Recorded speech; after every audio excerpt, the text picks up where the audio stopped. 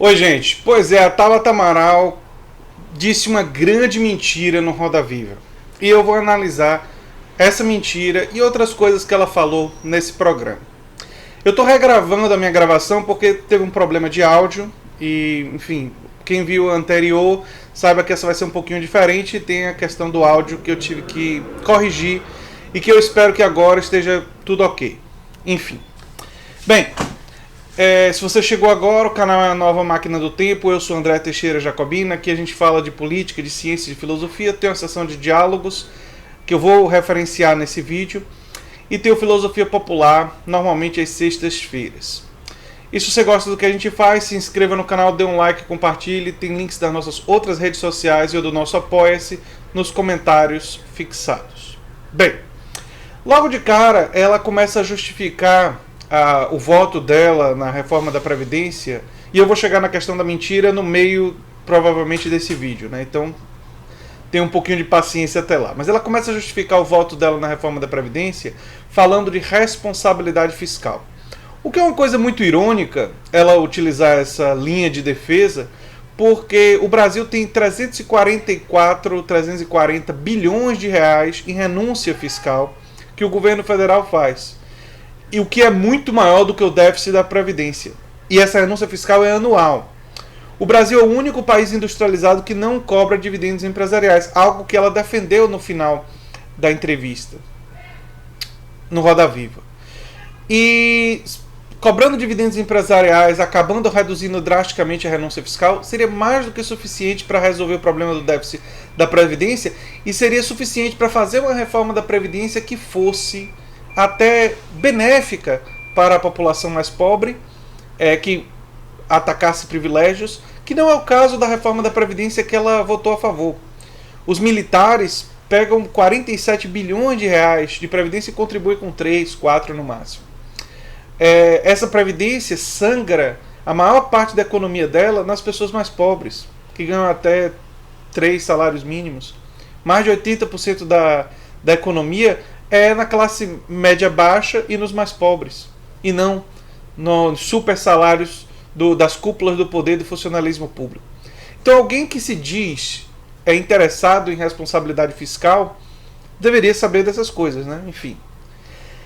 Depois ela fala e ela usa uma tática, né, de querer dizer que as críticas sobre ela se deram por causa de machismo. E aí eu queria perguntar para a Tabata, e queria que as pessoas que analisam isso, queria saber se será que é machismo eu ouvir Maria Lúcia Fatorelli e Denise Lobato Gentil. Denise Lobato Gentil e Maria Lúcia Fatorelli é uma das maiores auditoras fiscais do mundo. E Denise Lobato Gentil é uma das professora universitária, uma das maiores especialistas em previdência no Brasil. 2 mulheres muito estudiosas, experientes, pessoas que dedicam a vida a tentar fazer esse Brasil melhor. E eu queria perguntar para a Tabata se eu estou sendo machista em escutar essas mulheres. Se isso é que é machismo, né? De eu respeitar as mulheres que lutam pela classe trabalhadora e eu criticar duramente aquelas que jogam a classe trabalhadora aos leões. Se isso é machismo da minha parte. Se eu estaria sendo machista em ouvir, respeitar e defender e entrevistar aqui no canal, como eu tive a honra de entrevistar, Maria Lúcia Fatorelli e Denise Lobato Gentil, e ter um diálogo e aprender tanto com essas mulheres. Se isso é machismo da minha parte. Eu queria saber, de verdade, né, se eu estou sendo tão machista assim, em ouvir mulheres que dizem que essa reforma da Previdência é a maior violência já feita sobre a classe trabalhadora nos últimos 20 anos, que você votou a favor, tá? Isso é machismo da minha parte, né?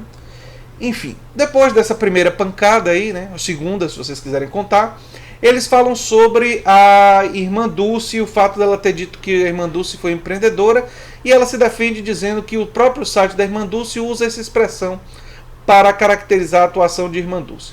Aí ela está pressupondo que a gente é idiota ou que ela é idiota. Tem alguma, né, alguma pessoa aí que não sabe das coisas, porque existe uma pressuposição muito grande em relação a isso. E eu digo isso pelo seguinte, ou um ignorante, desconhecimento, né? Porque no Brasil, empreendedorismo e ser empreendedor virou código, é uma das palavras código. A palavra código é aquela palavra que está politicamente altamente carregada e que tem um conteúdo político por trás. E a palavra empreendedor tem um conteúdo político por trás que é a defesa do liberalismo, do ultraliberalismo, de uma perspectiva da direita. É óbvio que a palavra empreendedor não significa necessariamente, exclusivamente isso. Mas quando ela vem de um político num contexto desse, não é de se surpreender que ela tenha essa interpretação. Eu considero essa uma questão menor, mas enfim, mostra que das duas uma, ou ela não sabe que existe esse conteúdo político por trás da palavra, ou ela está tentando enganar as pessoas fingindo que não sabe, né? Quando ela na verdade sabe. Ela fala sobre a descriminalização do aborto, ela é questionada sobre isso, né? Eu estou olhando aqui as minhas anotações, olha só.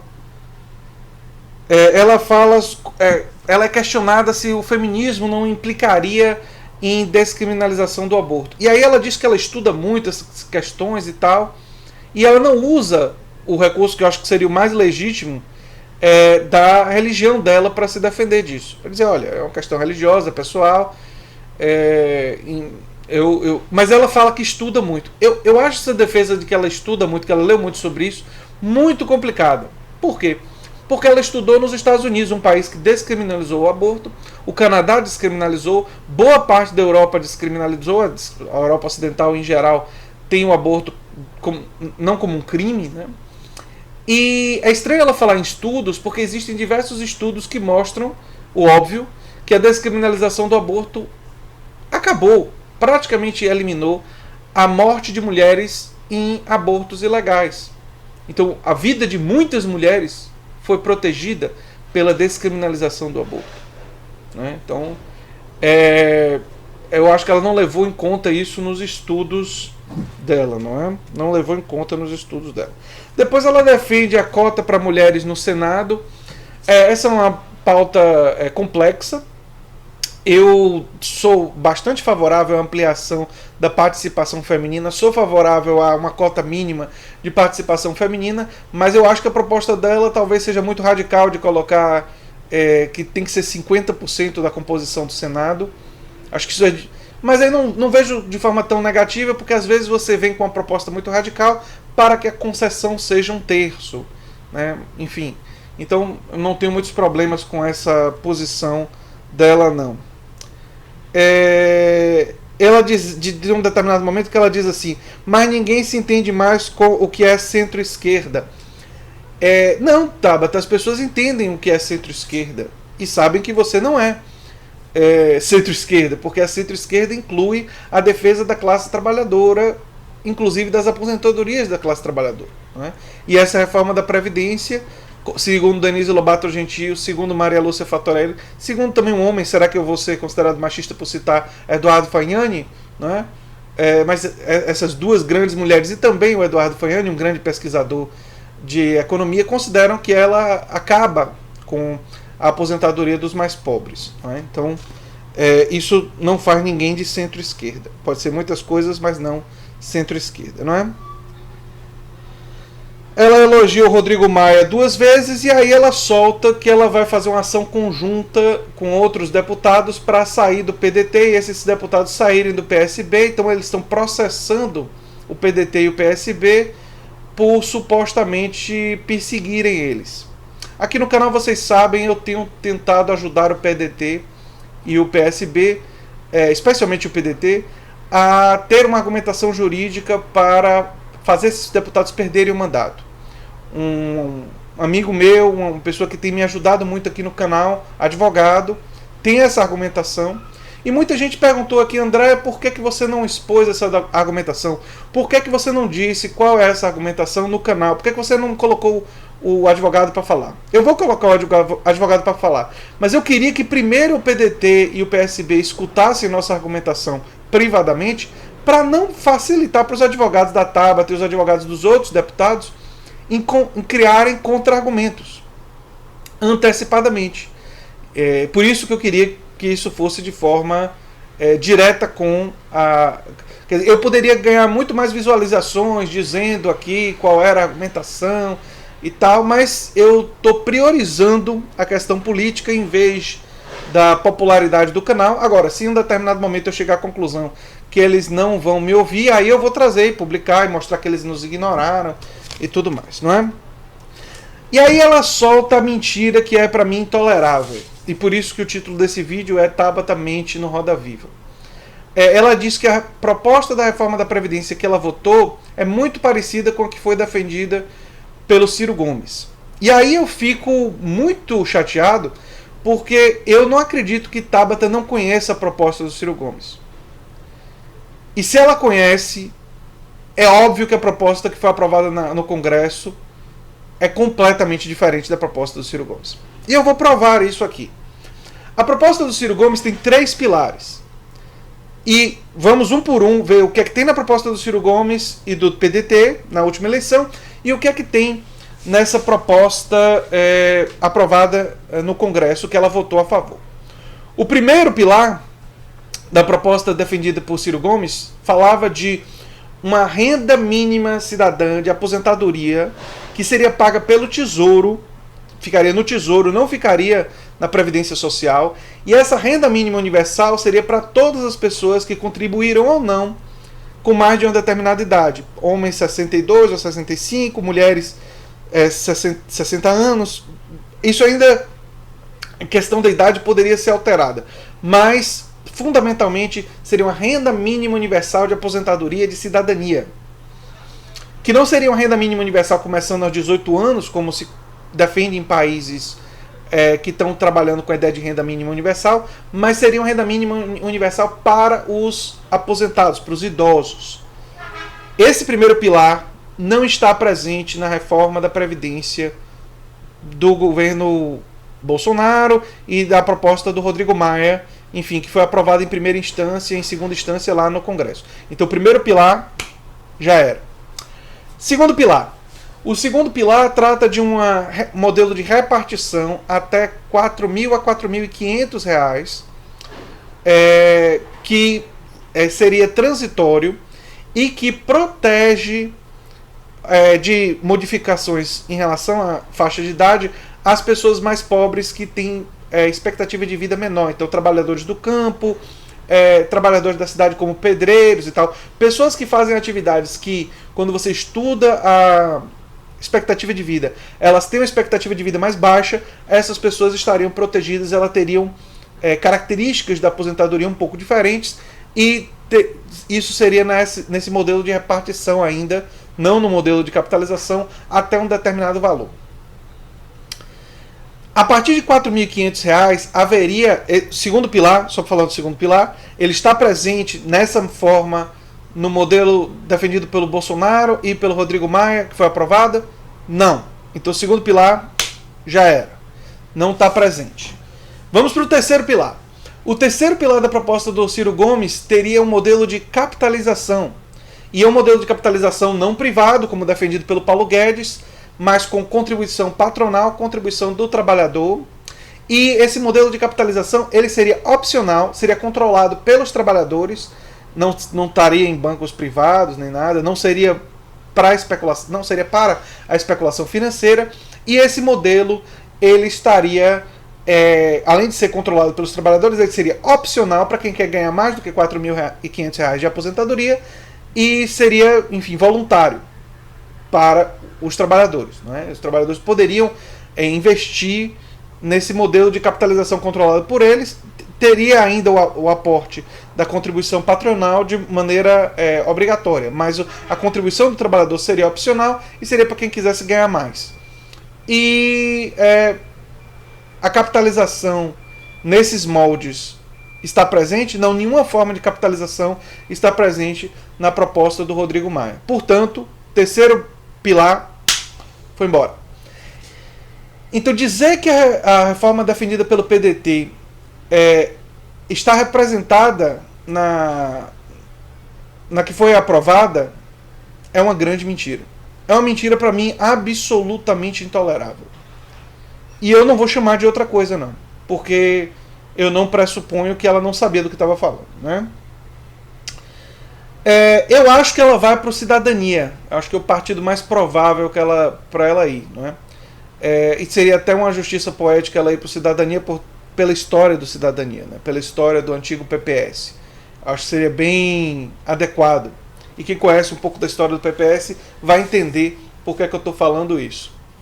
Que é um partido que surge lá atrás, tem uma origem na esquerda e vai se tornar um partido dentro das pautas econômicas de centro-direita. Então eu acho que é o partido assim mais adequado para ela. Muita gente fala do Partido Novo para a Tabata, mas eu acho que a reforma tributária que ela defende no final dessa entrevista coloca ela fora do Partido Novo. A não ser que ela mude a defesa dela, mas o Partido Novo não defende de forma alguma a reforma tributária que ela defendeu no final da entrevista. Além do que, em algumas questões culturais, de identidade de gênero, ela se coloca à esquerda também do Partido Novo. Então eu acho que o Cidadania, um partido menor e um partido, enfim, que vai permitir a ela essa liberdade de ser centro-direita na economia e ser um pouco mais progressista, não muito, porque ela é contra a descriminalização do aborto, em questões culturais, não é? Vamos lá. Eu vi muita subserviência do pessoal do Roda Viva nesse programa. A Daniela Lima tem um determinado momento que ela diz assim: imagine se você fosse viral, quer dizer... e os jornalistas foram muito amiguinhos da Tabata. Aliás, porque eu acho que muitos deles concordam muito com ela, não é? O único momento que eles foram um pouco mais agressivos foi quando ela atacou a revista Veja e a revista, não sei se foi a Época ou a Fórum, mas quando ela atacou revistas, quando ela atacou a imprensa, aí os jornalistas foram mais duros nela, né? Houve um questionamento de quem elegeu a Tabata, não é? Quem teria sido as pessoas que elegeram ela. Foram pessoas essencialmente de centro-esquerda, que se sentiram por isso traídos. E eu acho que ela agora tem um eleitorado quase que 90% novo. Quando eu digo novo, ou seja, as pessoas que hoje votariam na Tabata não são as mesmas pessoas que votaram no passado. Eu tiro isso muito pelo meu canal também. Tinha muitos eleitores da Tabata e defensores do PDT no meu canal no ano passado. Hoje é mais diversificado, tem petistas, tem pedetistas, tem gente de várias orientações, porque eu sou uma pessoa que não estou preso a filiação partidária, não estou preso a essa lógica do partidarismo, né? Eu defendo princípios de esquerda, sou uma pessoa claramente de esquerda, diferente da Tabata, e essas pessoas se sentiram traídas, né? Agora, acho que a pergunta mais importante seria quem financiou, e eles não abordaram isso em densidade. Ela foi financiada por vários empresários, Nizanguanais, e muitos outros que doaram muito dinheiro para a campanha dela, e esses grandes empresários, claro que não doaram dinheiro para uma pessoa que não concordam, que não tem ampla concordância em várias questões, não é? Sobre financiamento de campanha, ela defende uma ideia em parte próxima que eu defendo, que é aquela ideia de todos os cidadãos brasileiros terem uma cota de um dinheiro que decidem para onde esse dinheiro vai em termos de política. Então, estamos de acordo aí. Ela se mostra simpática ao Futuracy, diz que tem críticas e tal, mas ela mostra que não seria oposição total ao Futuracy, o que indica muito do que ela pensa, não é? Ou seja, é uma pessoa que não está alinhada aos reitores que fizeram tanta oposição ao Futuracy, inclusive alguns dos reitores que eu estou em comunicação e que espero que em breve venham para falar no canal, não é? E já estou no finzinho aqui. E ela critica João Dória na questão do gênero, que João Dória tomou as apostilas das escolas que tinham supostamente ideologia de gênero, que a gente sabe na verdade que era uma questão de identidade de gênero. Então ela se coloca à esquerda de Dória em uma pauta identitária, que, na minha opinião, embora importante, é menos importante do que a questão econômica, do que a questão da reforma da Previdência. Obviamente é menos importante do que isso, mas é importante, é relevante. E ela se posiciona corretamente sobre a educação sexual nas escolas, que eu já disse aqui, que não é sexualizar a criança, que é simplesmente defender que as crianças saibam onde elas podem ou não podem ser tocadas, porque isso coíbe o abuso de crianças. E nisso ela se posicionou corretamente. Em relação à reforma tributária, ela defende uma reforma tributária progressiva, pelo menos foi o que ela disse. Vamos ver como é que ela vai votar, não é? Se ela votar a favor da reforma tributária do Bolsonaro, aí vai ser mais um caso de traição do que ela falou aqui, porque a reforma tributária do Bolsonaro claramente não vai ser progressiva, né? Então é uma análise bem interessante desse episódio da reforma tributária para a gente ver e saber mais do que ela pensa. Ela se diz contra o aumento da carga tributária, mas é importante deixar claro que o que se deve fazer, e aí ela de certa forma disse isso, é aumentar tributos sobre renda, patrimônio, dividendos, especulação financeira e diminuir no consumo e na produção, né? Então, essa foi uma questão relativamente fácil. Eu quero ver se ela vai colocar uma proposta de aumento de tributação na renda e no patrimônio e como é que os financiadores da campanha dela vão reagir. Eu tenho uma bastante curiosidade em relação a esse projeto de lei, como é que ela vai votar em relação a isso, porque a gente sabe que ela foi financiada pesadamente por pessoas que têm interesse em reduzir a sua própria tributação, não é? Grandes empresários e tal. Grandes no sentido de ter muito dinheiro, não grandes em termos de serem pessoas boas, porque eu não conheço essas pessoas, e gente que fica tentando comprar político, eu não tenho muita simpatia, não é? Enfim, era isso que eu tinha para dizer sobre esse assunto. Se você gosta do que eu faço aqui no canal, se inscreva, dê um like, compartilhe e se lembre sempre de divulgar o nosso material nas redes sociais, né? E quem sabe se tornar um apoiador. Um abração e até o próximo vídeo. Tchau, tchau.